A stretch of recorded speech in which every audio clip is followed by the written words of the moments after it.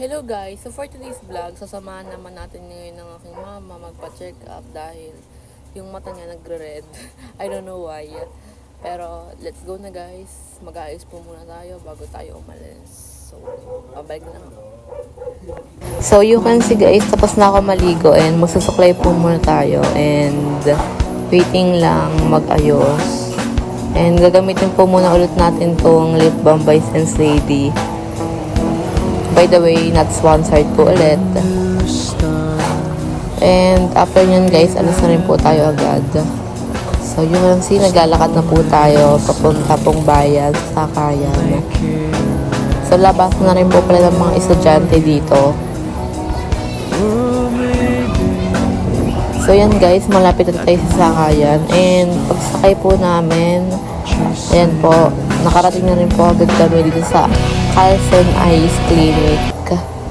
And nagpa-check up na po yung mama ko. And after po nun, ito na guys, pabalik na rin po agad po tayo.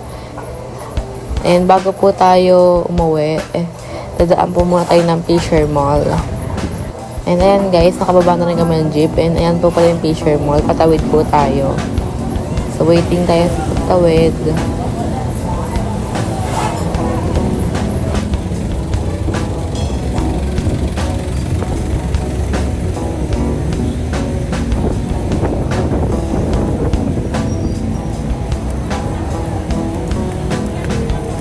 So, ayan guys, pag-akyat po natin, ayan na po agad yung mismong entrance ng Fisher Mall.